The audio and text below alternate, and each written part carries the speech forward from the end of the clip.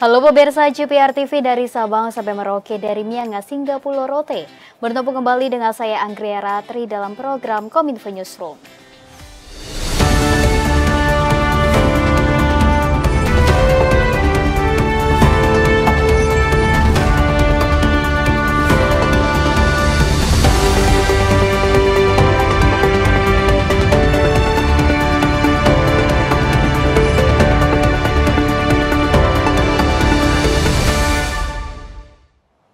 Kita ke informasi yang pertama pemirsa, Presiden Joko Widodo menjawab pendapat masyarakat terkait pemotongan gaji pegawai sebagai tabungan untuk perumahan.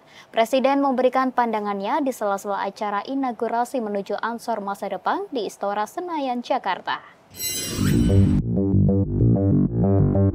Presiden Joko Widodo menetapkan Peraturan Pemerintah Nomor 21 Tahun 2024 tentang perubahan atas Peraturan Pemerintah Nomor 25 Tahun 2020 tentang penyelenggaraan tabungan perumahan rakyat pada 20 Mei 2024. Salah satu isi peraturan tersebut adalah pemotongan gaji para pekerja, baik pegawai negeri maupun swasta, sebesar 3% per bulan sebagai iuran peserta tapera. Besaran tersebut dibayarkan dengan rincian 0,5% oleh pemberi kerja dan 2,5% ditanggung oleh pekerja. Menjawab opini masyarakat, Presiden menjelaskan bahwa pemotongan gaji pekerja sebagai iuran peserta tapera sudah diperhitungkan dengan baik. Pro dan kontra yang terjadi di masyarakat dinilai Presiden sebagai hal wajar dari setiap kebijakan baru. Presiden kemudian mencontohkan saat kebijakan BPJS Kesehatan non-penerima bantuan iuran baru keluar, banyak masyarakat yang merasa keberatan harus membayar iuran dari gaji per bulan. Namun seiring berjalannya waktu, kebijakan tersebut memberikan manfaat baik bagi masyarakat. Presiden meyakini kebijakan ini akan memberikan manfaat baik bagi masyarakat di kemudian hari. Masyarakat akan memiliki tabungan untuk memiliki rumah. Ya, semuanya dihitung lah. Biasa dalam kebijakan yang baru itu pasti masyarakat juga ikut berhitung, mampu atau nggak mampu, berat atau nggak berat. Seperti dulu waktu BPJS di luar yang BPI yang gratis 96 juta kan juga rame, tapi setelah berjalan kan saya kira merasakan manfaatnya bahwa rumah sakit tidak dipungut biaya, hal-hal seperti itu yang akan dirasakan setelah berjalan. Kalau belum biasanya pro dan kontra. Pemirsa, Kementerian Pendidikan, Kebudayaan, Riset, dan Teknologi membatalkan rencana kenaikan uang kuliah tunggal atau UKT tahun 2024. Mendikbudristek Nadiem Makarim menyatakan kenaikan UKT harus dilakukan atas asas keadilan dan kewajiban. Dalam keterangan pers usai rapat terbatas dengan Presiden Joko Widodo di Jakarta, Menteri Pendidikan, Kebudayaan, Riset, dan Teknologi Nadiem Makarim mengumumkan pembatalan kenaikan uang kuliah tunggal di perguruan tinggi negeri yang semula direncanakan untuk tahun ini.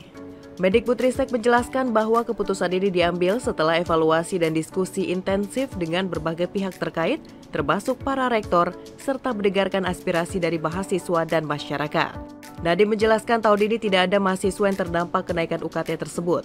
Ia juga menilai kebijakan pendidikan harus selaras dengan prinsip keadilan dan terjangkau untuk sebuah lapisan masyarakat. Jadi ini benar-benar suatu hal yang aspirasi kami dengarkan dari masyarakat, dan juga kami ingin memastikan bahwa kalaupun ada kenaikan UKT itu harus dengan azas keadilan dan kewajaran, dan itu yang akan kita laksanakan.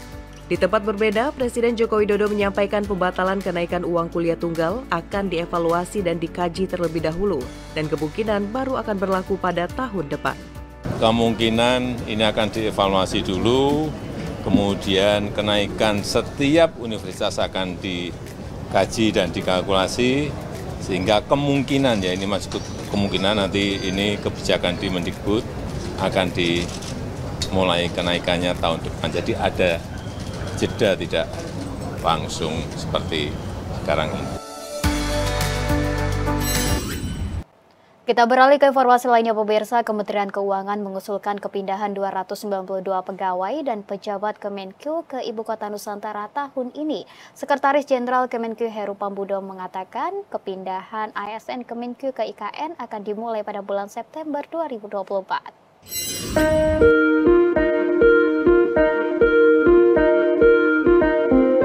Kementerian Keuangan mengusulkan kepindahan 292 pegawai dan pejabat Kemenkyu ke Ibu Kota Nusantara tahun ini. Sekretaris Jenderal Kemenkyu Heru Pambudi mengatakan rencana kepindahan ini akan terbagi dalam 2 tahap, yakni tahap pertama untuk kepindahan 198 pegawai pejabat pada September dan tahap kedua untuk kepindahan 94 pegawai pejabat pada November 2024 mendatang. Heru merinci untuk tahap pertama, komposisi 198 pegawai pejabat yang diusulkan terdiri dari pejabat setingkat eselon 1 sebanyak 17 orang, eselon 2 sebanyak 29 orang, serta setingkat pelaksana sampai eselon 3 sebanyak 152 orang. Kemudian untuk tahap kedua, 94 pegawai pejabat terdiri dari pejabat setingkat eselon 1 sebanyak 4 orang, eselon 2 9 orang, dan setingkat pelaksana sampai eselon 3 sebanyak 81 orang. Jumlah ini akan terus bergerak naik dan turun seiring dengan ketersediaannya sarana dan prasarana di Ibu Kota Nusantara. Kita telah mengajukan usulan kepada Kemenpan RB untuk bisa mengirimkan sebanyak totalnya 292 baik pegawai maupun pejabat. Nah, rekan-rekan media, jumlah ini memang tentunya masih akan bergerak, bisa naik, bisa turun, tergantung daripada ketersediaan sarana dan prasarana di sana dan juga kebutuhan dalam rangka mendukung tugas menteri dan juga pimpinan-pimpinan yang lain. Dan kita juga selalu diberikan arahan dan juga koordinasi dengan Kemenpan RB khususnya berkaitan dengan kuota. Nah, siapa yang akan berangkat duluan? Sekretaris Jenderal dan tim sekretariat juga akan berangkat duluan ke IKN. Pemirsa, pendiri Emaar Properties sekaligus pengusaha properti asal Uni Emirat Arab Muhammad Al-Labar ingin berinvestasi di Indonesia. Hal itu disampaikan Menteri Pertahanan Prabowo di kantor Kementerian Pertahanan Jakarta.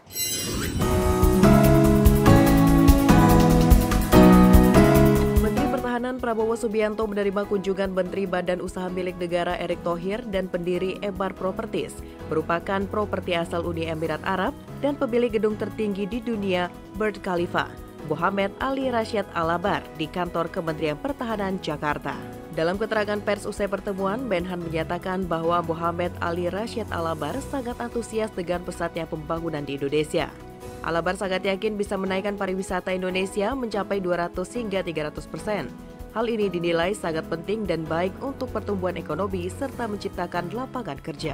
Menyampaikan hasrat yang sangat besar untuk masuk ke Indonesia, untuk membangun pariwisata kita. Beliau sangat yakin bahwa pariwisata kita bisa meningkat luar biasa. Pemirsa, kami akan segera kembali dengan informasi lainnya. Tetaplah bersama kami.